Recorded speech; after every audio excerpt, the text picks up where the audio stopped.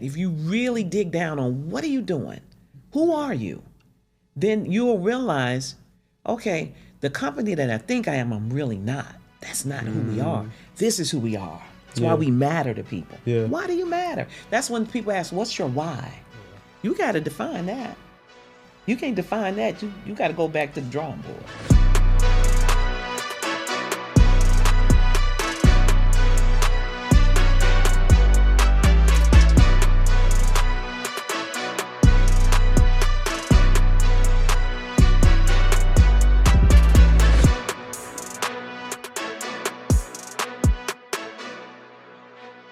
Welcome back to Marketing Mentality. I'm Desmond Walker. I have my co-host to my side, Alan Shelton. And what you are about to witness is a masterclass, as always, in marketing and advertising and in media. And even more special than that, we have what I would call radio royalty in the house For sure. tonight. Definitely. Radio royalty. It's impossible to know Chicago media, Chicago homegrown media, without knowing Midway Broadcasting, without knowing WVON. And with us, we have Miss Melody Spann-Cooper, the chairwoman of Midway Broadcasting. I'm so glad to be here. Yes. This is welcome. amazing. You know, this is so next level. Yes. And I see the future of media in you guys. Oh, wow. So I'm honored. I'm really honored to be here. Thank Okay. you. No pressure. No Pleasure to pressure. have you. Pleasure to No have pressure at all. Pleasure, for sure. Yep. So we're gonna have a great conversation, Melody. You're someone who has a very contagious energy about you. Very much a person who shares your wisdom with no hesitation about it, and that's something we've picked up on immediately, getting to know you a bit this year. And so, we want the world to know what we've already picked up on, right? Being in a room with you, we want to take today, right, to really share the history behind what it is that you're leading at WVON and Midway Broadcasting and everything in between, right? Yeah. So this will be a good conversation. I love it. Let's do it. So, Melody, so you've been doing this for a minute, right? Yeah. But what I really find very special about how you've come to be is this has been a generational dynamic for you. That's right. Very generational. Your father started, or I'm sorry, you inherited from your father. That's right. Your father inherited and acquired it back in the 70s, the Right. radio station. But before we even get into the radio station itself, let's talk about, the blues man, as they called him, right? I love it. Yeah, my father, I am sitting here today with no hesitation, knowing that I am here because of him. And my father, like most people in Chicago, migrated here from the South, from Itabena, Mississippi, back in the 40s and 50s. He drove cabs. He worked at the steel mill. A lot of black folks worked at the steel mill back there in the time. And he, during the time he was driving cabs, he often told the story about Prince and Joy. I don't know if I've ever shared this with you all. Prince and Joy was the McDonald's. It was black owned, but it was the McDonald's of Chicago before McDonald's. And it was right there at 35th. I think he said it was 35th and King Drive. There was a man on the air named Al Benson. He was the big DJ at the time. Right. And because Al Benson was promoting Al and Joy's hamburgers, my dad said it would be lines 2 and 3 blocks, people going to get these hamburgers. Prince and Joy was the name of it. And so my father then understood the power of media. If I could get people to move by using this microphone, then I could make money, right? And so what he did was he brokered a radio show for 15 minutes, WOPA, which is out in Oak Park, which is now V103, right? And he was on the air, and he caught the attention of Leonard Chess. And Leonard and Phil Chess were white Polish immigrants who came to Chicago and made good on the South Side in speakeasies. They made money on black folks. They were Polish immigrants, and they loved the blues. And my father played the blues. And so Leonard Chess became a fan of my father. So long story short, when Leonard and Phil bought a radio station, they started WVON. My father was the second DJ hired. And Leonard brought him over and put him on midnights because my father never really mastered the King's English. I shouldn't say that. He never lost his Southern twang, right? And so the sound that Leonard was building was more commercial. So Herb Kent was on at a prime time. You had other folks who, just had mastered the King's English and put my dad on midnight. My dad was on from 12 to 4 a.m. in the morning. He was one of the most popular disc jockeys ever in Chicago, playing the blues as Purvis Spann, the blues man. But my father was brilliant because during the day, he was bringing all the concerts to the Regal Theater. So he was Jam Productions. He was, Jay-Z's concert, whatever it's called. Right. I can't think of the name of it right now, but he was who put the concerts on in Chicago. Him and another gentleman who worked at VON with him named E. Jones. And they were millionaires in their 30s.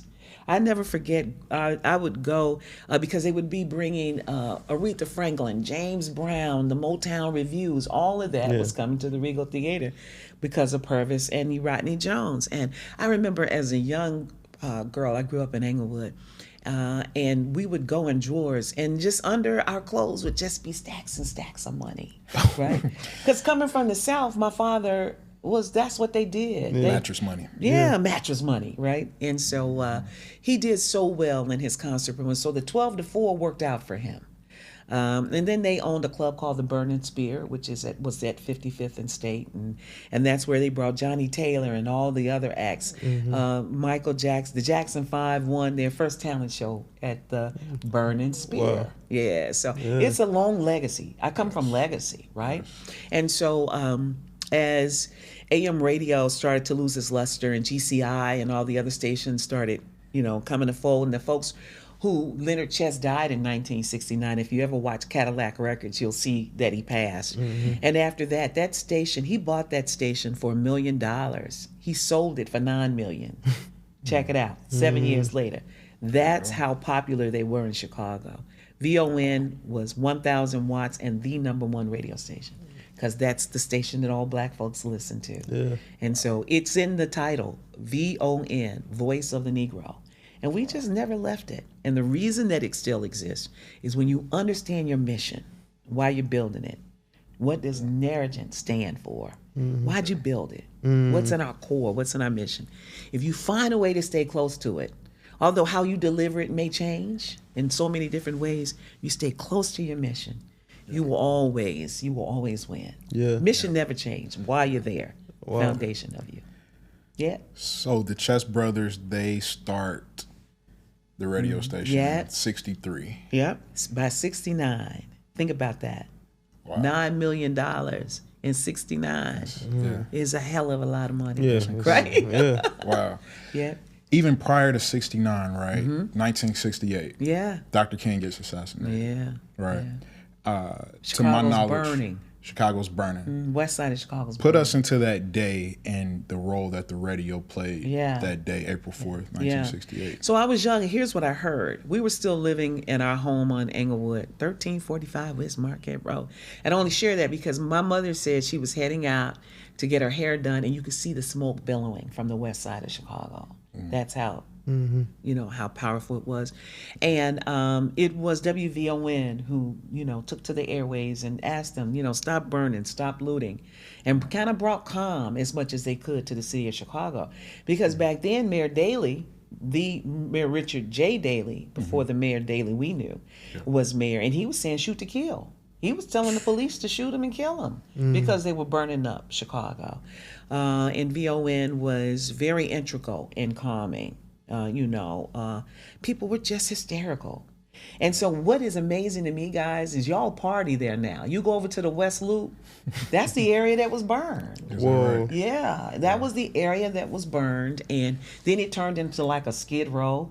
You know, it was the area that you wouldn't go to. It was just like prostitutes and everything. So to see now it become the center of the universe for Chicago's new social scene, you know, in business, Google and all of that over there, is amazing. Because they really, it never came back. It went for 30, 40 years with just, you know, no attention to it. But that was the area that was burned. Wow. And is it true that Reverend Jackson called the station to report the news? So Reverend Jackson reported Dr. King being dead. It's so amazing. These are the stories. Interesting you asked that. These are the stories that the mass media miss, and this is why what you're doing and what VON stands for is doing is so important. Reverend Jackson, as you know, you see the pictures, he was there. And he said that he, you know, he got up and he wiped his hand. That's why the blood was on him. The way that it was. And he walked downstairs. This was the only hotel they could stay in. It was a black-owned. The Lorraine Dick Hotel was black-owned. Here's something that people miss, though. He went and he called Coretta Scott to tell her. That was the first person he called. And the second place he called was VON. So Chicago was the first person to find out that Reverend Dr. King had been assassinated. But this is what Reverend Jackson told me later. The woman on the switchboard was the wife of the man who owned the Lorraine Dixon Hotel. He said he came through and he said, hey, wait a minute, Dr. King got shot. She fell dead. Yeah, it was 2 people dead. Now, she wasn't declared dead. She just never regained her consciousness. When they took her out of there that night, she never regained consciousness. At the hotel? At the hotel. Just the in woman shock, who owned the hotel was just in shock. Yeah. Isn't that something? Crazy. But how important that was. That's Reverend Jackson, the connectivity of Chicago, the power of Chicago. And people don't realize this, but Dr. King moved to Chicago in his last 2 years. He didn't just stay here because he was traveling, but Chicago had become so important to telling the black narrative of America because there were 1 million black folks had moved here. Many of them were poor. We were living in par housing, and any story to tell, you could tell it from Chicago, and it was a great lens into what was happening in Black America, and that's why Dr. King moved here on the west side of Chicago, and so it's so phenomenal how Black Chicago is a reflection of Black America. Yeah, for sure. Yep. So talk about, you mentioned legacy and history. Like I was playing around, you brought in your book today. I was like, one of our people on our team asked what is it? I was like, it's an almanac. Because I mean, it's literally is history in a book and you are a part of it. Yeah. Can you speak about your why and what keeps you going after all these years and, you know, your father and you know all the greats. Like, what keeps you going? Yeah, what's your why? That's a great question. You know what's important about being raised at a station like WVON? Yeah. Think about it. WVON raised me. Yeah.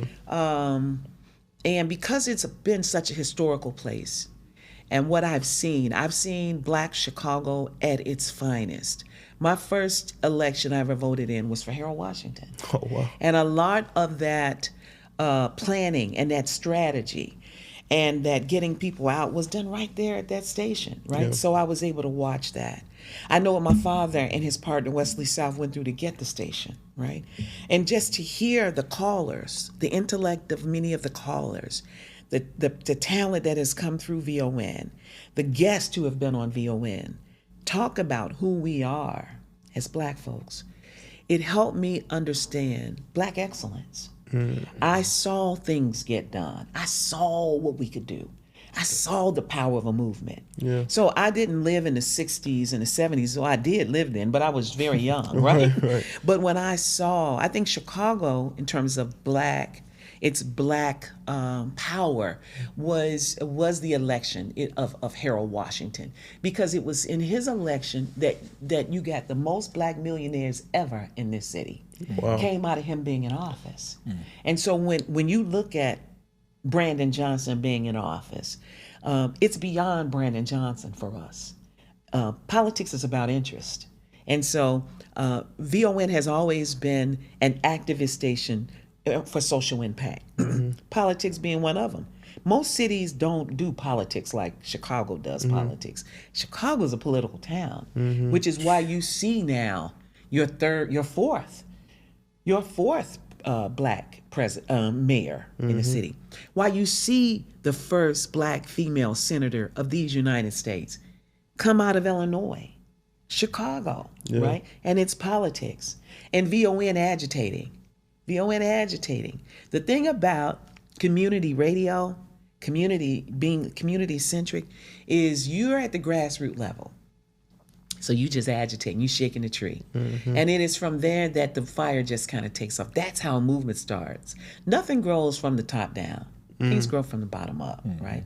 This company you are building, bottom up, right? What this company is now, 5-10 years from now, something totally different, right? Nothing grows from the top down. And so that's why grassroots, community-centric, social impact is so important. It changes America, right? Barack Obama couldn't have done what Barack Obama did if he had come from anywhere else in this country. Wow. Chicago is. It's rich, man. The soil of black excellence and this black community. We are not perfect. We are fractured. We are right now trying to find ourselves. But even where we are, we're so powerful. We're just so powerful. And we deliver. And people try to say, it's not there like it is. It's finding itself, but even at our lowest ebb, we're gonna beat out most towns, most cities, most places where we dominate. And they look to us. Atlanta is who Atlanta is because of Chicago. It really is. Watching the politics of Chicago. Their tipping point was Maynard Jackson, who was the mayor and who made sure that there were black millionaires built around an airport. He had started at an airport, right? And from there, just millionaires just being developed. That and the fact that Atlanta is the educational epicenter for black folks. Morehouse, Spelman, Emory, all these Clark, all these schools. And what happens is, which makes them different, Chicago was work class, right?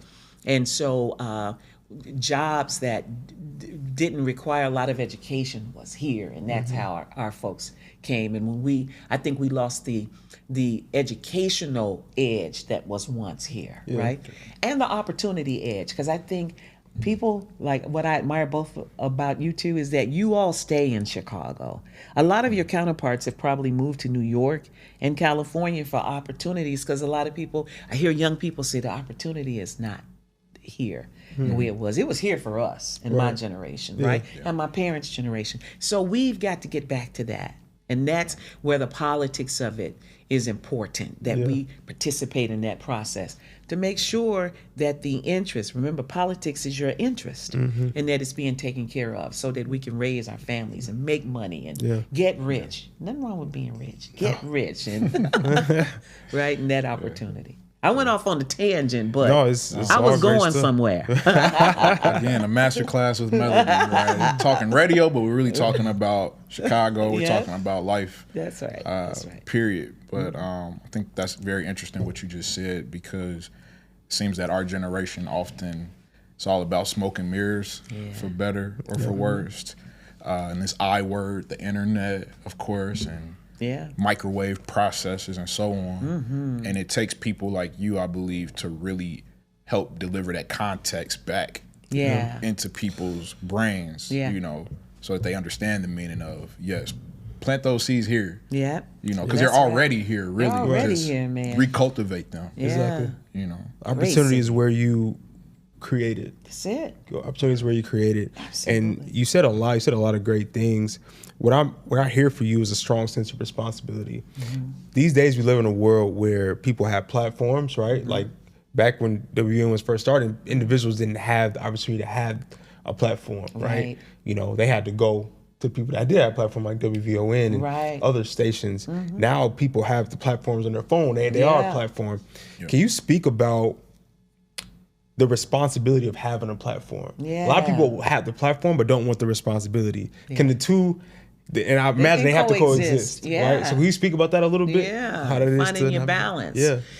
You know, I like everybody else. I'm on my phone. I'm too much. I'm really going down the dark hole. My husband was telling me about that the other day. But I'm learning so much, and I'm staying young and relevant because you all help me stay young. So it's almost like a reverse internship, because we need you to survive. Right. Any media organization who's not watching you two, who's not watching companies like this, they're going out of business if they are traditional media, right? Because we know what we know. Yeah. But the world is changing. There's no longer just linear TV or linear radio. Right. That's, what we're doing right now is broadcast. Yeah. It's just a hybrid. Right. That's what it's called, a pod, right? I cannot not do this. I have to, I'm here with you today, but I've got to create podcasts for my broadcast in order to remain relevant, right? And so I think you have to be open to that. And I don't think that we are monolithic. I think there is a place for influencers who are clowning, and I'd be like, oh my God, stop. I think there are places for people like Roland Martin and Angela Rye, who's speaking truth to power, and Joy Reid and Don Lemon. I think what they've done, coming out of traditional media and realizing that white folks don't have to like you and pay you, right? But I can create my own narrative, right? So I'm excited about all of this, right? And so we have to allow it to evolve and then be comfortable going where we find comfort. Everybody's not gonna. I laugh at this woman who is turned into a comedian. You all know the money that they're making doing this, and she's like the church lady. You all seen her? She got the wig on, and she's. I think so. Oh my God, yeah. she tickles. I mean, she's amazing to me. So she's built a comedy routine, and she's filling up clubs. Right. Think about that, right? So I think this opens up a world of opportunity. I think it's too many people in it. Oversaturated. Yeah. You know, my cousin called me from Detroit, cuz, you got to check out my podcast. Why? Why would I check out your podcast? I don't like talking to you when I'm on the phone. What are you talking about? In the basement smoking weed. Now, that's me. Somebody might like it, right? So I do think that there's, and I'll tell you something else. Excellence always rises. So all of this stuff that's not doing anything, it will land. They're going to run out of money, run out of business, run out of time, I hope, of doing nothing. And those of us who really committing, really offering something, really doing something to change the world, we will survive and rise. And so I'm feeling real good about what I'm seeing and what I'm hearing. Some of it, like I said, it'll take care of itself. Yeah. It's important. You say black people are not monolithic. No. And then you also mentioned Don Lemon, Yeah. which putting a connection there. I'm not sure if most people know, but Don Lemon is actually now moving into comedic content That's as well. right. As a matter of fact, I believe he was just here last week at City Winery. You all got to get him on here too. Y'all should bring him here next time he's here. Yeah, for sure. Did you all know that Don Lemon started? Well, he had been in another market, but he was in Chicago as an anchor. That I didn't know. I didn't know that. Don Lemon I just know CNN. No, That's all I know. Don Lemon left Chicago going to CNN.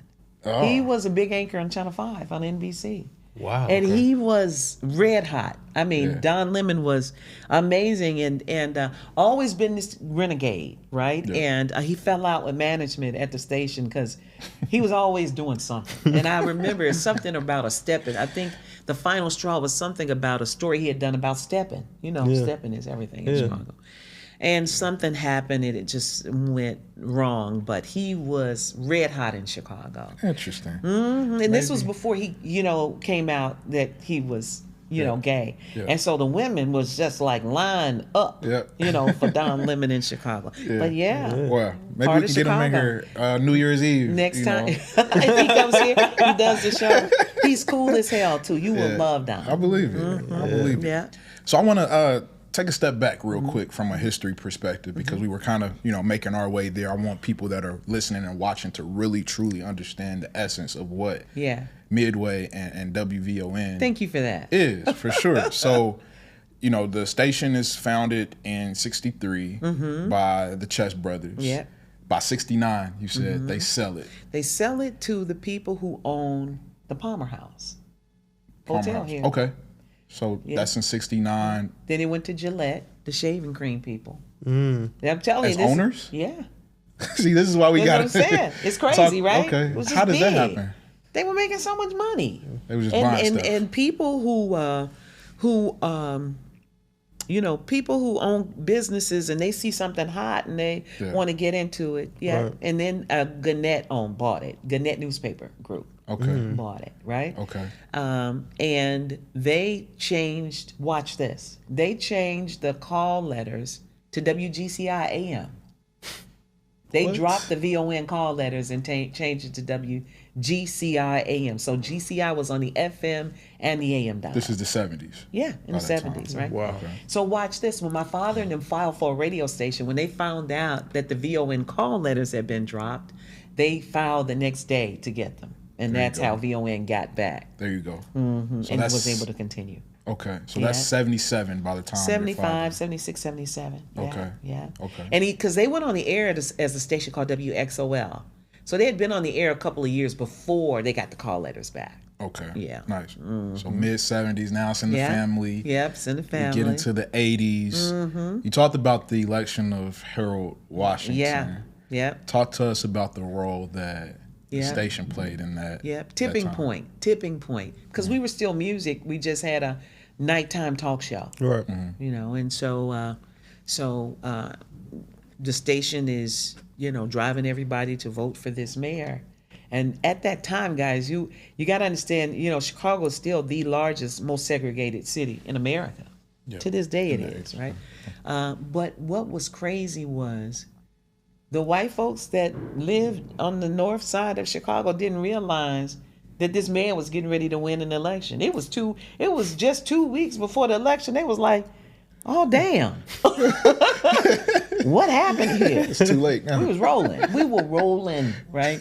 And he couldn't stop the train. And so Harold Washington wins, and we turn the station talk because AM is losing its luster, and so what else is it to do, especially at a time like this? And we used Kathy Hughes in Washington, D.C. as our guiding light. She had an AM station. Her call, so we were at 1450 at the time. 1450 WOL, she owned it in D.C. and she was kicking ass. And she was doing the show herself. She was on in the morning and Kathy was wreaking havoc on the Hill in D.C., right? Mobilizing black folks in Washington, D.C., voting and stuff. And so we looked at that as a model, and she was making money. And so that's when we switched to All Talk. And we've been All Talk ever since. Because if you think about it, AM now is, now 2/3 of the people who listen are listening on streaming. So it doesn't matter if you're on AM or FM because, we've got apps, we've got iHeart, we've got, we've got ways to reach and stream, and it's a better sound quality. But back then, AM was just sports, talk, news. Right. BBM, number one, WLS, WGN, WVON, and ESPN. Right? That's all you had. That's all AM was. And so we found our niche, right, in that black talk, and we just rolled it out. Wow. So real quick, something I find most interesting about you explaining how you all turned to talk at that point, and this is the 80s still, right? The 80s is also when hip hop really came of age. Yep. And what I think about is that, at a time where it would have been maybe more comfortable to gravitate to this new thing called hip hop, you all gravitated to talk, where the popularity was shifting to music, hip hop. Right. How was that? Oh, that's a great question. So watch this. Being this vibrant city that it was, GCI had come on the air, and it was the new VON of radio. So then V103 came into market in 1988. And so they're having a fight right? They are battling it out for position. Who's going to, and so all of that was taken care of. So they could play, all the hip hop and rap songs, and then we could talk about it, because then there was a war behind the scenes of hip hop. Of course, there were people like Jocelyn Tucker, who was attacking the hip hop community, because it was a while before it settled. Because of the women being called bitches and different things. There was a movement afoot to stop that, right? And so that was our conversation, was, how do we maintain the integrity? There was a movement by Al Sharpton and many other folks who said, no, you can't do this. And so we captured the controversy of that war between the generations, and who we were going to shake out and be as black folks. Yeah. Were we going to still be these people who, went to church and, listened to Motown or whatever, soul music, or were we going to really tell people our experience in this country? Yeah. That's what hip hop did. It took the covers off of this,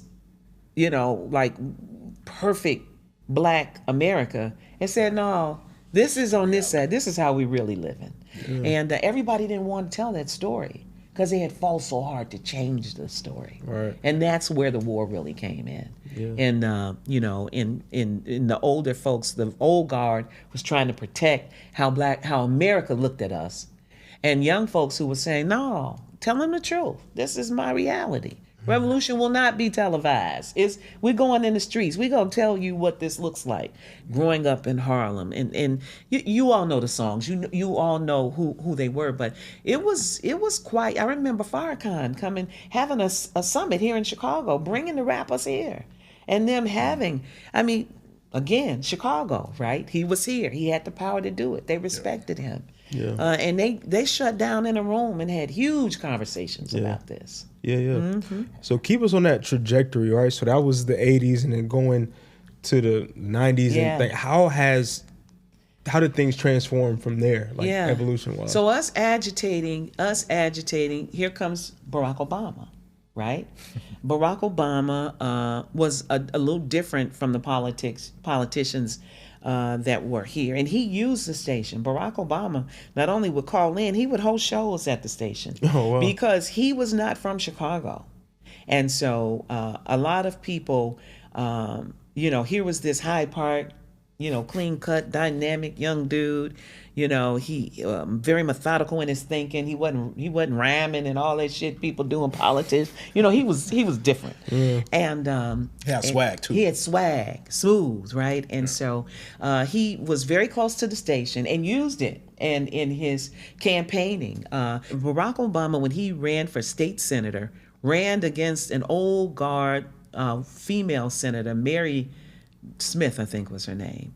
And she decided she was going to run for Congress. Then when she decided she wasn't going to win, she came back and wanted Barack Obama to get out the race so she could get her seat back. And then we started this war, because all of us young folks was like, oh, no, it was our turn, right? No, we were supporting Barack. And the old guard was like the Lou Palmers of the world. And a lot of the old guards who had been around for long, they were not feeling him, right? So subsequently, he stayed in the race and he won. Then the next thing was he ran against Bobby Rush for congressman. It was his first defeat. Bobby Rush wore him out. Smoked him, right? Best thing could have happened. And then he decided to run for Senate, and the rest was history. But what I'm simply telling the story is because it shows you the power of media in helping people define themselves, getting people to get to know you, and you're in that right environment where this grassroots is, where we're agitating, where we're growing, and where we're moving. And so the station was instrumental in that. But any movement, anything that has come out this city, we've just been the essential storyteller. And that's why we're still around. And that's why we're still important. Remember what I told you, my father said, stay at your mission. Whenever you get confused about what I need to do next, let's go back and open that mission statement up. Why did we say we were in here? And so you just keep evolving. It's why I'm so married to maintaining the station in its present form of being a storyteller. Think about it. We were in the content business long before everybody else was. We was doing content back in the 80s. Think about that, right? That's all we're doing. Yep, creating content. That's it. We're just creating content. And now how we aggregate it, how we send it out, what we talk about, how we remain relevant. Yeah. Is important. Yeah, I have a lot of respect for you and what you've built, not because you built it, right? It exists. There's a lot of entities, a lot of brands, a lot of companies that are hundreds of years old, right? Yeah. But I respect you and what you built because you're able to have built that, but also are still around and being open-minded to change and understanding. Because you, as I'm hearing you speak and tell your stories, you had to evolve when things happen. Like, Absolutely. it might have felt micro back then, but now it's macro and it will continue to evolve. Absolutely. So can you speak about that, like the importance of evolution to our listeners and our viewers in terms of that feel like they are in one lane and how to continue to have that longevity and the importance of evolution? Yeah. You know what?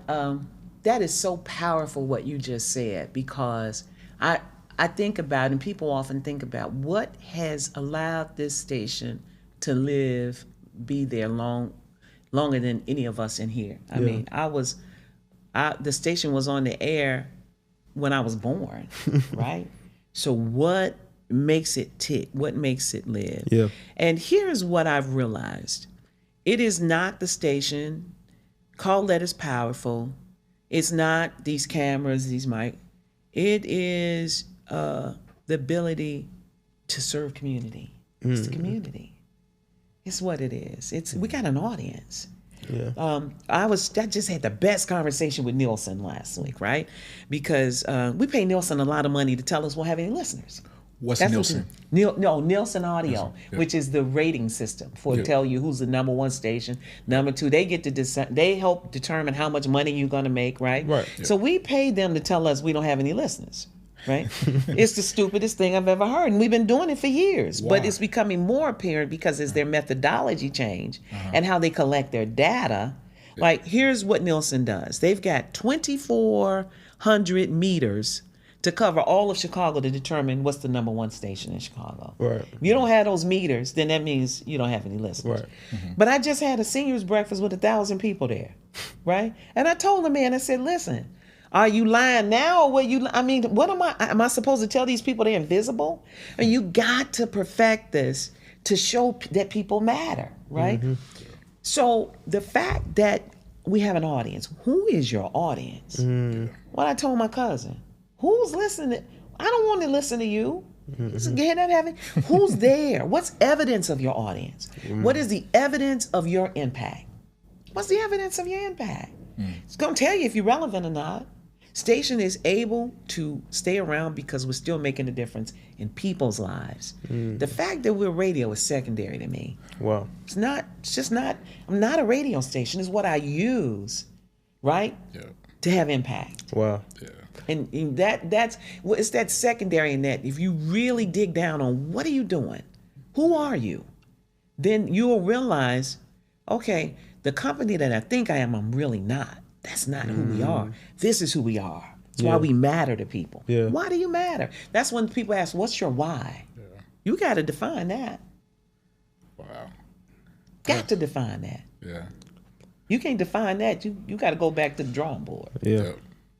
That's so real what Yeah. you just described. And I think you're the best person to describe the context of the numbers, the analytics, because you live in a traditional media space, right? And as we know, as you know, media's come of age, we hear about analytics.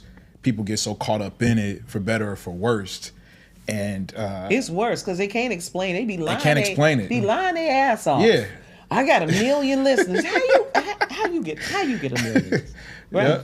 But it's what they come up with, right? Right. I kid you not. I was at a dinner weeks ago with this guy who works in analytics at Meta, Right. the Facebook company. That's his world. And one of the things he led with was how he hates analytics. Yep. And he hates dashboards because what you just described, right? The 1,000 people in a room offline at a seniors breakfast, right? That's nothing a dashboard is gonna be able to capture. Tell you. Right. And how dare you call us inefficient When I don't know a radio station in Chicago that's going to deliver that.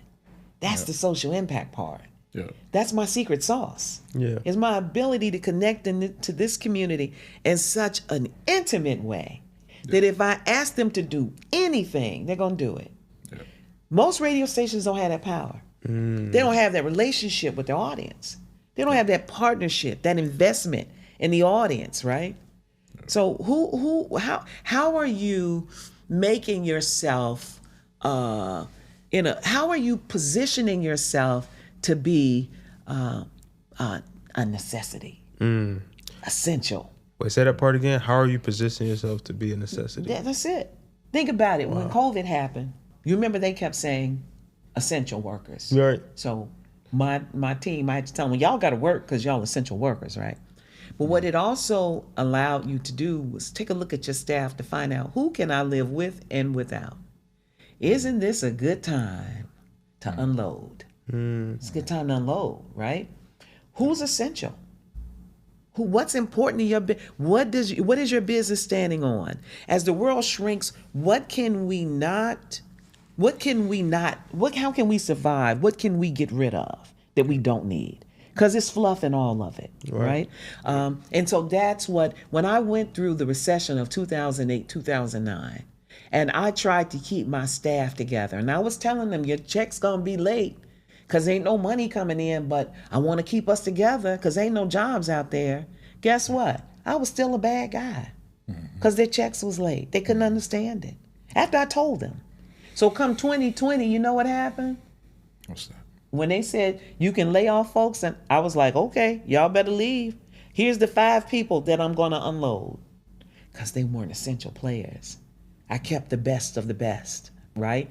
And I was able to downsize. It's what corporations are doing right now. Yeah. They know that this economy is in trouble. So they're taking this time, and a lot of them got so much money, guys, but they're taking this time to unload, right? And to make more money. And so you have to really understand, you have to read the opportunity, read the season, read the moment, know what's important, know when to take advantage of opportunities, when to unload, when to lean in, when to add, when it's something so powerful that you're willing not to get paid to bring it on. When you finding that person that you need on your team, and I'm going to make this sacrifice, and you want that person, you know why? Because eventually they will pay for themselves. Always hire a person you cannot afford. Because if they are who they say they are and who you believe they are, they're going to pay for themselves and more. They're going to help you get rich, right? But all them hanger-ons, they just waiting on the payday. They not willing to unload. Yeah. It's interesting that you say that. I was been talking to me. It's the end of the year, right? So you talk to people about like, oh, what have you learned, or what's something you took from this year? And force you to go back January, February, March, April. But one thing that always comes to me and us is this year has been a year of like shedding, right? And when you shed, sometimes it feels not just business wise, but just internally everything, right? It's a shift, right? A lot of everything has been shifted. You mentioned businesses that make a lot of money, cuts and, things of that nature. So it's important that you say that because shedding isn't a bad thing. It allows you to see things clearer and understand, like you said, what's really important. And it's not personal. And it's not. Shedding is not, personal. It's happening to everybody. Yeah. How you react to it. I tell you, and Mr. Johnson, if you ever read John Johnson's book, he said he would turn over a majority of his staff every 10 years. Think about that. Wow. Every 10 years. People get comfortable. They're not thinking, they're not enthused, they're not bright-eyed, bushy-tailed about the company the way they used to be. Nice time to bring in some new talent. Cycle them out. That's right. Yeah. Now your core, who is there for the long haul, he had employees like that, but that's not a bad move. It sounds terse, but it happens. And it's what corporate America does. Corporate America cares nothing about telling you this is your last day, especially when you get around 49 or 50. Wow. You've done your best work. You're starting to cost the company too much, right? They can give you a good package. Well, at least you think it's good, right? And you're out the door. The other side of that, though, is it is hard for that 50-year-old to go and get them another job because of the funnel. It's folks coming in after them, costing less, bright-eyed, bushy-tailed, new ideas. So this is what corporate America is doing now, especially now more than ever with the administration being in office the way that it is. Yeah. But what an opportunity for us. Yeah. What an opportunity for us. Because you're starting to get some talent that ordinarily wouldn't even look at you. Yeah. They're there, right? Yeah. Well, one thing I want to touch on, this year has been a year, right? Yeah. Can you speak to Black business owners in whatever sector that are feeling a little troubled about this year, and like disappointed or whatever the case, right? I was trying to do a LinkedIn video about this. Okay. I got a message for you. This is your Thank you. opportunity. So now you can just give me a piece of this tape. So let me tell you how I started this year. I was caught off guard. Yeah. I was caught off guard with this year because, since the George Floyd thing, we've been doing well because, these ad agencies start lying, talking about they were going to be committed for life and they were going to do the right thing, and they did.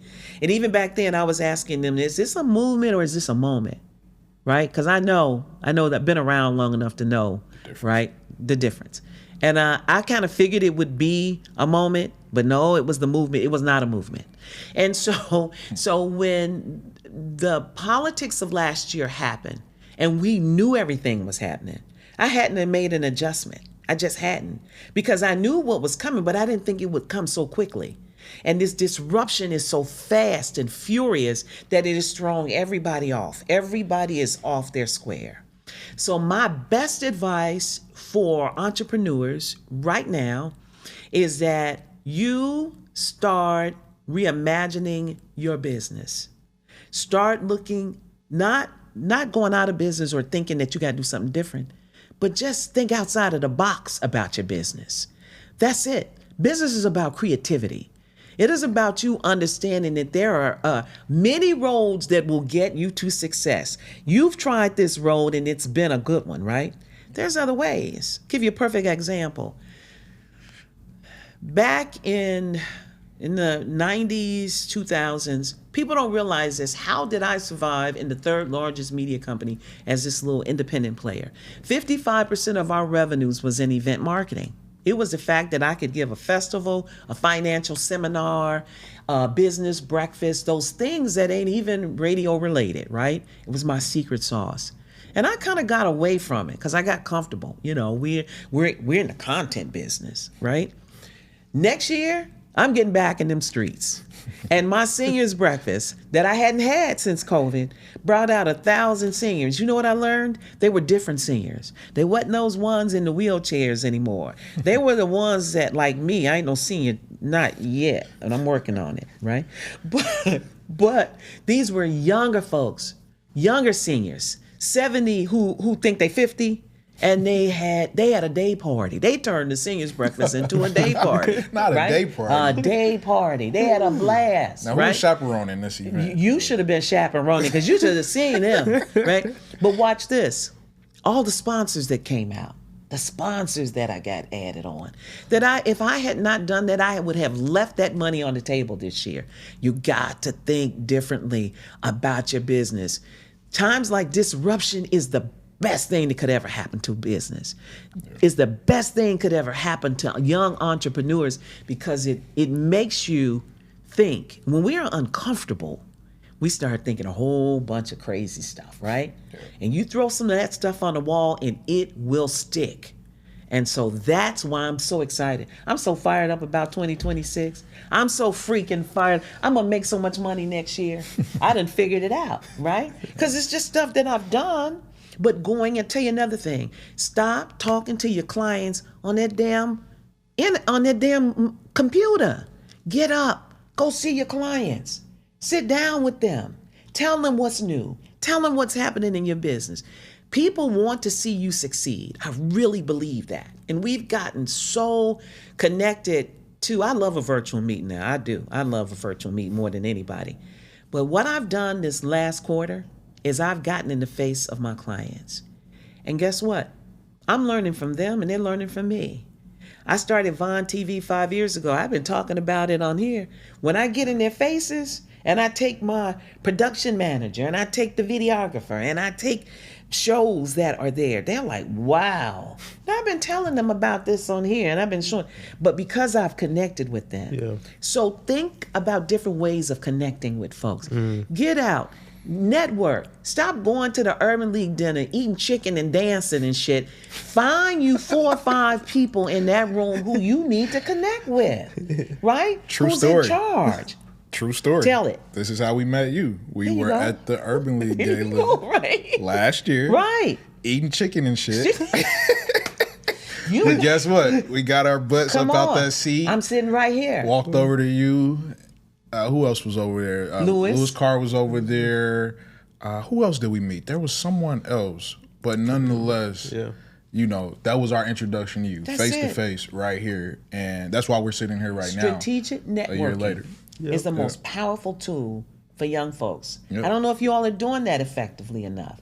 I do it now. I done got old. Let me tell you my tip. Can I tell you my tip? Let's do it. I find out who's going. I find out who's going to be in the room. Yep. Right?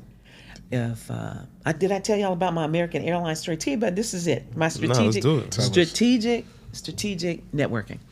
The president of American Airlines was coming to Chicago, and I'd been wanting to do business with American Airlines forever. It's one of my favorite airlines. And one of my friends had a consulting contract with them. So she wasn't invited to the private breakfast, a meetup that was happening, but she told me where it was, right? And so I find out that I know somebody who is has been hired to manage it. And I'm like, girl, put me on the list, right? Put your girl on the list, right? Your network is your net worth, right? Yeah. Okay, Melody, fine, because there are media people coming. I go to this place. I get in there, but before I go, I Google him. That's the other thing. As you are strategically networking, you got to figure out who these people are, right? And what they like and what they do, right? So found out he went to University of Michigan, right? And so my husband always, whenever he sees somebody go to University of Michigan, he says, go blue. I don't know what go blue means, but I hear him say it. So I go to this breakfast and all of the big wigs at American is there, and I know who I'm looking for. I'm looking for the president. He walks in walks Ricketts who owns the Cubs. All the Chicago's, all the big wigs. He done pulled out everybody, right? So I stood in line and the people are talking, and I walked up to him finally when my turn came. And I looked at him and I said, go blue. What did I say that for? Oh my God. Oh my, I had him, right? I had this brother, right? I didn't go talking about I'm Melody Spann-Cooper on Midway Broadcast Corporation. He don't want to hear that, right? And so we started this great dialogue. Long and short, I got the business, right? Wow. They're partners of ours. I got one better though. This is my favorite. I got to tell this one before we run out of time. All right. Jamie Dimon. Everybody knows Jamie Dimon. JP Morgan Chase. Jamie Dimon is the man. Jamie Dimon used to live in Chicago because Chase second largest headquarters is here. Oh, right. So watch this. Chicago Sun-Times, front of the newspaper. This man makes $44 million in one day. They're talking about Jamie Dimon, right? He had turned in some stock, made this money. We're sitting at a restaurant here at 14th and Michigan. You know where Scouts is in the South Loop? I don't know if you all realize, but it was another name of a restaurant. Anyway, me and my girls are sitting there, and here comes 10 Cadillacs. Boom, boom, boom. Guess who pops out? Jamie Dimon, right? Him and his friends. They come in, they go in the back. I'm like, I'm sitting right here till Jamie Dimon come back out. Because I had met Jamie Dimon before because of a business organization I was in Chicago. Yeah. Jamie Dimon walks out. I see him. I said, hey, Jamie. He looks. I said, come here. Because he's cool. Jamie, if you ever meet him, Jamie Dimon cool as hell. So Jamie Dimon comes over. I said, and so immediately my friends, one owned a media company. Hermine Hartman owns Indigo. Hermine started talking about her scholarship, right? The other girl owned a marketing company. She started talking about her marketing company. I looked at him. I said, Jamie, I want you to teach me how to make $44 million in one day. You know what he said? Call me tomorrow. Whoa. I'm not kidding. I'm not kidding. Right? The moral of my story is stop talking to these people about you when you meet them. Yeah. Talk about them. They don't want. Find a way to connect. You're gonna get to you. Trust me, you will. But you got to find a way to connect to them that means something, right? Yeah. So just remember that. That is how I network. That's why people like me. And that is really how I've been able to survive in this third largest market, is this little independent media company, because of my relationships. It's everything in business. Yeah. Everything. Yeah. Wow. That's how you win friends and influence people. That's right. And they'll remember you. Yeah. What's going to make Jamie Dimon or the president of American Airlines remember you? Yeah. Remember you, two dynamic young men. Yeah. No better example, too, than Jamie Dimon, because he's completely unapologetic about telling people, take your butts back into the office. That's it. Ain't no working from home. I was so happy that he did Working from home is working on the weekend. That's my point. Ain't no work from home. See, me and him right there. That's my point. Yeah. That's funny, too, just that approach as well, because we had a moment like this back a few weeks ago at an event. Tell me about it. So there's this guy that is on stage speaking during a fireside chat. And this was more in real time than doing my homework ahead of time, like this ideal. But as he's talking, I'm on his LinkedIn. I'm like, oh, okay, what he got going on? Right. You know, the good part about LinkedIn too is you can see people's birthdays. If you click the right dots and get to that right section, you gotta show me how to do that. You can see people's birthdays. Right. So I'm like, well, just December 10th. His birthday is December 10th. What day was it? It was November. Okay. But guess when my birthday is? December 10th. December 9th. This is a real story. That's an end. So fast forward, probably an hour later, he's done with his fireside chat and he's out, you know, mixing and mingling, and we just strike up a conversation. As a matter of fact, we inserted ourselves to one he was already having, just very organically, right? And it's the guy that he's having a conversation with that at some point, me and him are having a side conversation. Yeah. As we're talking, the guy says something like, mid-sentence, he's like, yeah, I'm not sure how old you all are. And I'm like, birthday's December 9th. It's coming up. And I'm talking to this guy, not the one that's really my target. Right. I'm telling him, like, birthday, December 9th. So at that point, it's late November. So it's, you know, it's coming up. Right. That guy hears me. He said, when did you say, what, your birthday's December 9th? Yeah. What up? I'm Sagittarius. And that ding, was ding, ding, ding, ding. That was the icebreaker. That's it. That was the icebreaker. That's it. It ain't in the... you know, I'm the CEO of Narajan or anything. It is that which connects you, the human spirit. Yep. Every time we'll get it, because they hear all that. Everybody that's coming up to them is telling them that. Nothing to remember you about that, right? Yeah. But with your birthday, it's my connection, right? Yeah. Because people are human. They, you know, starts every day. They put their shoes on like you, all that stuff, just like you, right? Yeah.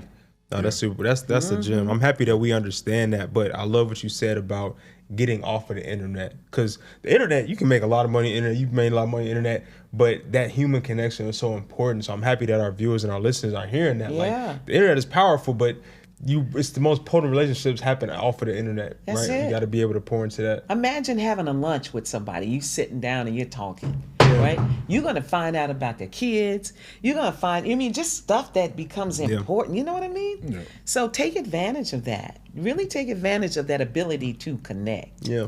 You know who else taught me this? You all may have never heard of this gentleman, Vernon Jordan. Vernon Jordan was probably this country's largest corporate person in Black America. Okay. He passed maybe 10 years ago, but he was Bill Clinton's best friend. You don't see the black guy that's always with him. He was a black guy. Yeah, he was. He was head of the National Urban League. He was the dude, right? He was on the board of all these boards, right? And Vernon Jordan, we brought him in for our business breakfast. Hermine and I did one year, and we got a chance to. He just got a lot of young folks. We got a chance to go out and pick his brain. He said the most powerful thing you can ever do is have a dinner party. Have a dinner party. Ain't got to be fancy. Just have dinner parties at your house. Invite people, because that is where it's your safe space. It's your intimate space. And when they come in your energy's there. They're having a meal that's made out of love or something that you prepared, right? And you're just getting to know them. You're just getting to know them. You might not close the deal that night, but you closed the deal that night because you had that dinner party. And ever since then, I have a dinner party every year and mix people up. Yep. Yeah. Every year. And because when that happens, you for sure are going to the next level. Yeah. If you work it. if you follow up. Right. Yeah. Got to do dinner parties, bro. We gotta That's do it. Dinner party. Well, we going to Melly's dinner party this year. No, Absolutely, you can. Absolutely, you can. True story. We met the first black billionaire Where? at a dinner party. Not see in what no I'm telling you? boardroom, not at a conference. It was at a in dinner somebody's party. kitchen There you go. at a dinner party. That's right. Wow. And the conversation is totally different Yep. than it would have been if you had met him virtually. Yeah. Yeah. Totally different. Super, yeah. Wow. You dropping nuggets to this, Come man. on This- now. This might be my favorite episode. Come on, I'm Can we not keep it gonna lie to you. rolling? Can we keep it rolling? Keep Is that okay? rolling. All right, so I know I kind of keep going back to this historical Go thing, ahead. but No, that's again, important. there's a lot of context. So, you started right before Melody the Entrepreneur. You started at 15, right? I don't know if your pops pulled you along or pushed you along or a little bit of both, but somewhere between then and 99, is that right? Yeah. Is when you I bought officially became the owner. Yeah. Can you put us into that? Oh wow, yeah. period of time, yeah, that sure phase? I can. So at 15, I grew up on the south side of Chicago. I was in private school, but I love my friends, right? And all my friends were not on the same trajectory as I was, but they were my friends. And I think my dad, he was in the streets enough to know what was materializing. So he made me go to work to distract me. Right. And so he gave me a job on Saturday nights. Who 15-year-old want to be at work on Saturday? That was the only night I worked was Saturday night. Is that crazy? Strategic on his part. I'm sure. Strategic. And I did that till I was 19 years old. And then I have rheumatoid arthritis and have had it since I was 19 years old. You can look at my hands and see it. And so that was the only time that I got to sit down. I was in college, and for 3 months I was just out of pocket. And then when I got back, I went right to work, graduated, went right to work, and I have managed to work in every position in that radio station. My father and his business partner did not like each other. They couldn't stand each other. They worked at WVON together, but when they got into business, it just did not work, right? And but his partner was very fond of me. He had a daughter that who was a lawyer. She was a little older than me, but Mr. South really took to me. And to be honest, Mr. South was who taught me the business of radio. My dad was a born entrepreneur, so I got the DNA of him. Right. And my dad was a different kind of entrepreneur. Like, if nobody got paid, Purvis did. That's just who he was. He came from the South, right? So he wasn't about order or building that kind of way, right? He wanted to make money, but that wasn't important to him. Mr. South understood structure. He understood business, and he taught that to me. And they would fight. They would have board fights, right? And they would kick each other out of the business. But I was the only one that would stay. I mean, Mr. South never fired me. Kicked each other out of the business. He Like kicked that my- Morgan Freeman and the other guys Right. that scene in Lean on Me. Like that type of They get on the board, and then they kick. One of them would get with the other board members and kick that one out. And then 3 years later, the one would come back and kick the other one out. And my dad got kicked out one time for 3 or 4 years, but Mr. South and I were there, right? So long and short, they went to court, and they had been in court for years. And the court respected the work I was doing. Now I'm 24, 25 years old. And the court respected the work that I was doing so much that they made me the receiver of the company. So neither Mr. South or Purvis could tell me what to do. I just got to run the company, right? And I just started building the company. It got better because they weren't involved, right? Now this is why I tell you how important this station is to Chicago and really to Black America. There was a judge, because in the Chancery Division of courts, they solved things by selling them off. They didn't want to sell the station off because that was a no-win for this community. And how do you tell somebody that you're selling VON off, right? And so they carried this out for about 5 years as the receiver. They get a new judge. The case stayed in there so long, the judge retired. Got sick of their stuff. Yeah, they did. And let me tell you, we were fortunate because something similar was happening at the Defender. They were at the Northern Trust, and it went bonkers, right? Yeah. Ours was and I'm gonna tell you why ours maintained. We did it in silence. Their fight was very public. The defenders' fight was very public. It was in the news every day. Nobody even knew we were fighting. Anyway, long story short, we get this new judge, young girl, young white girl, dynamic, Judge Nowicki, never forget her. She comes in court and she's looking at this stack and she's looking at Mr. South is about 90. My dad was 75 and I'm like 27, 28. And she's looking and she's like, what is this, right? And she's like, I'm not doing this. And so one day she just turned to me and she said, because there was some minority shares that would give you the majority control, because my father had defaulted on his buyout of the minority shares. So the minority shares would give you control of the company. Yeah. So one day she looked at me and she said, Melody, can you buy it? Right? And I'm like, absolutely. Now, I don't know how I'm going to get this money, right? I'm like, absolutely, I can buy it, right? And my father and Mr. South are looking at me like, they were livid. Whoa. They were freaking livid. So they were on the same page about that. Yeah, they were reaction. like, did she just do that to us? This is in the right? middle of court? In the middle of court, right?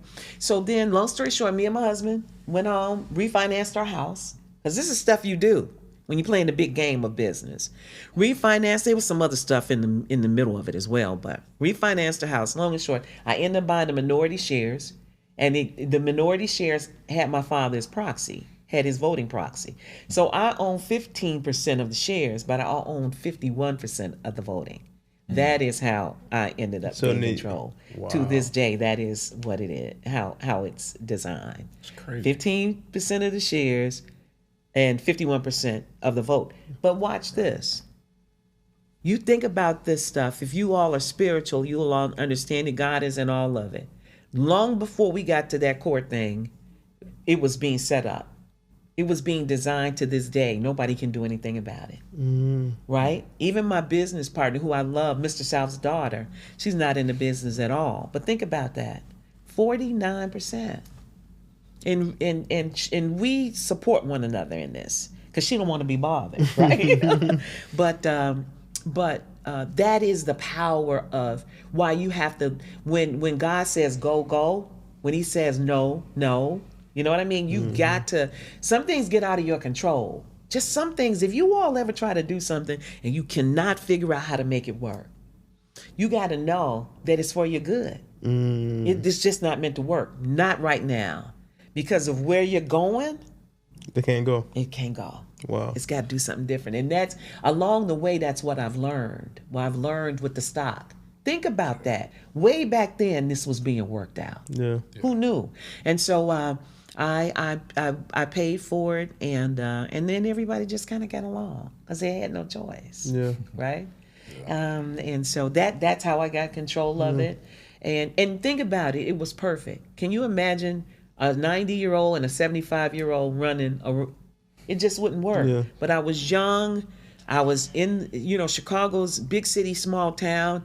I had connections. I was doing the civic thing to make connections and to sell the station. I was bringing in young talent and I was doing what I needed to do to grow it. Yeah. Right. And so now we've got WVON, we got a Spanish station, and we got WVON TV. And now I'm tired. Right. You know what you're going to do before you retire? You know what we're going to do? What? We are going to make a movie about your story, like a documentary. Well, funny you ask. Right. Well, absolutely. First of all, not just about my life. My life is, but let's not let history not tell the story of WVON. Yeah, think about that. The entire thing. Soul Train. I mean, just think about all of this stuff that came out of that. And so, to your point, and I want. So we're gonna do this, right? But Orion Films, the young lady who owns it, who is the president of it. Right. You all know her. She's from Chicago. Why am I forgetting her first name? Mayo. She's the president of Alana Mayo. And she's from Chicago. Her father was Barry Mayo, who ran V103. And she was born here and, was in you all space and became the president of Sony Pictures, which is now Orion Pictures. And I was asked last month to introduce her. And this is what was so funny. The people that was trying to find me, and I never saw the email. And so they were like, they asked somebody, you know Melody? And the girl said, yes. The girl called me. She said, we want you to introduce Anya. And I'm thinking about this story. I'm like, oh, hell yeah, I changed my flight to come back and introduce her. Anyway, charming young lady, still has family here. And she said, make sure, because I told her, I said, I want to do this, but we got to tell this story, guys. Yeah. And you all's connection to somebody like her, because she's y'all's age. She's young. She's dynamic. Yeah. It's just one dot away. Yeah. One connection away. And it could be this. Right. But somebody, don't tell it for me. Tell it for Black America. Yeah. That this station saw bear witness to all of this. One other thing that I want to say, Million Man March.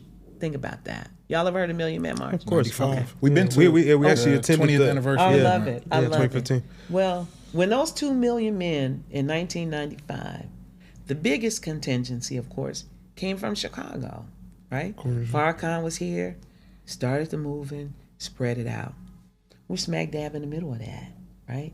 Agitating, telling a story, building an argument. Building an audience, building an army. I don't ever want to say that I'm not like some people want to act like, they discovered America. We didn't do that. But on that fringe, on that ability to make things happen, on that ability to be a part of history, can't write history in Chicago and not include us.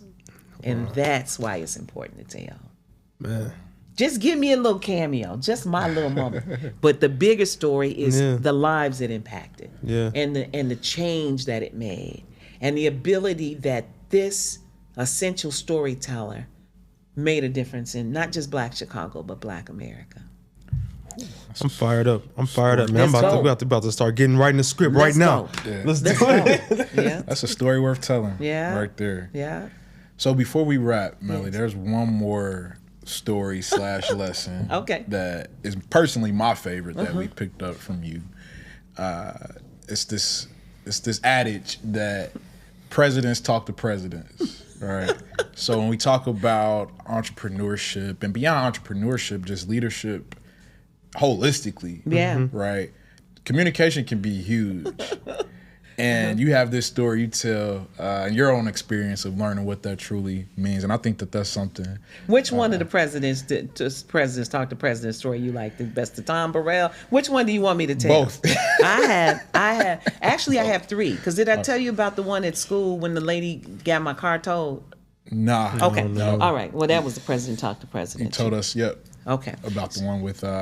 Well, I'll let you go ahead. Okay, so I'll tell the one to Tom Burrell because we talked about it right before. So funny. Tom Burrell, there was a car, the RAV. You remember the Toyota RAV had come out?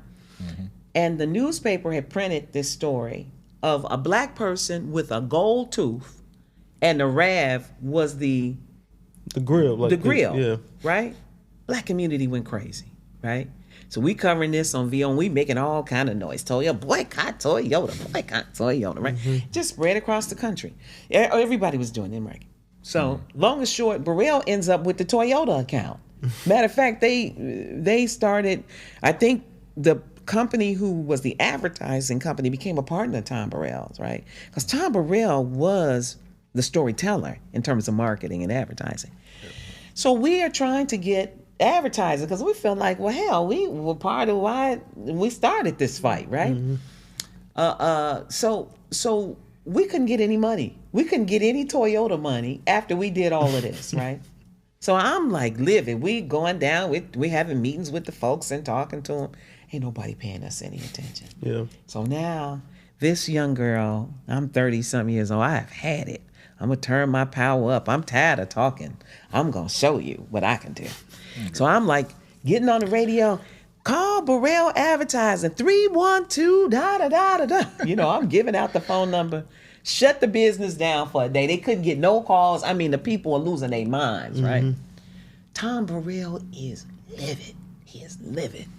He calls Reverend Jackson and and so Reverend's like, well, Melody, what you over there doing, 'cause So I'm like, Reverend, that's not right. You taught us to fight. And I can't understand why I'm not getting any money. And so Reverend says, well, I want you and Tom to sit down and talk. Y'all can have this conversation. So I had never met Tom Burrell in my life. I don't even think I told y'all this part. No. I'd never met him in my life. So here I go. I'm going over there. And here comes this fine, stately, tall man, and I just wanted to sink in my chair. I'm like, oh Lord, I can't even be mad at him, right? Because he was older, he was distinguished. When a man gets older, he just gets sophisticated. I'm like, oh my God, Tom Burrell. But anyway, so we sitting down there, and Reverend's doing his thing, and Mr. Burrell, he's sitting there. And a life lesson. And so during the conversation, I'm explaining to him how upset I am. And so he just kind of looks at me and he says, Melody, presidents talk to presidents, right?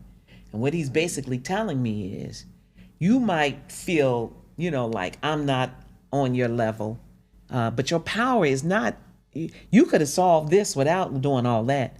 Presidents talk to presidents. So you're never too young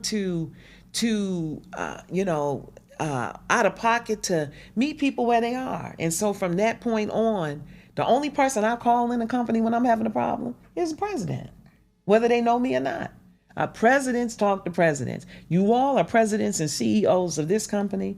You all have a right to call the president of Meta, of anybody else, right? And feel emboldened by it because you have a common DNA. You know what that is? The power and authority to make a decision. To make something change. Everybody else ain't got that. They probably got to go check with it. You don't need to talk to them. You don't need to talk to the gatekeeper, nobody else. Talk to the president. 9 times out of 10, though, you may not get that president. You might get their executive assistant, right? Yeah. They have the power to get it fixed for you, right? But just the fact that you are in the president's office. Yeah. And so he helped me understand my power and to rise up and not be intimidated and not feel inferior to any man, right? Because I'm the president. That is my title. That's in my title. That's in my professional birthright. Yeah. Right? So own it. Yeah, that's important. Mm-hmm. Yeah. There you go. Yeah. With that said. Yeah. Yeah. So this has been, like I said, it's one of my favorite episodes. Oh, I love it. I love we love how vibrant you are. You call us so vibrant, cool. you're vibrant and just ageless, Listen, so I think love that. Well, I love you guys. I think yeah. you all are so dynamic. I think what you're doing is so spot on. I've seen your work. It's incredible work. Thank you. I'm watching you. I'm learning from you. And we learn from each other. Yeah. And, you all are the type, and I tell you all this all the time. I realize that I have a business that what happens with black businesses is the owner stays too long and you die. Right. And then you be thinking your kids, your little kids that don't care nothing about your business is going to run your business. There's no succession plan. None. My father lucked up, right? Well, think about it. He's got 4 children and I'm the only one in the business. Wow. And that happens. We have generational businesses in Chicago. And I think the important thing about what God has blessed my family with is an institution. And it's not being built as a legacy to the Spann family or anything. It is an institution and it deserves to live beyond me. Of course. And so when I see you all come up, I see a future for my company, right? Because I know that it can be in good hands. Yeah. Because there's young folks out here that see it, respect it, feel it, understand it, have building capacity to be able to take it to the next level. That's when you have a big company. Yeah. Big companies shouldn't die. Sears should not be dead. Yeah, Sears, man. I remember the You remember Sears? My grandmother used to have the Right? Sears. See, remember that? My mom used to Sears- work in Sears. Sears should not be dead. Yeah. A lot of our media companies that came up in Chicago should not be dead. Yeah. But when you build them and you don't know how to step aside and know when you've given it all you got and that it needs some fresh eyes and some fresh ears. Yeah. I'm at that point. I'm open for it. And I'm just glad to know that when God will help me make a decision and will have an alignment that will allow it because I'm manifesting it. and it won't die on the vine.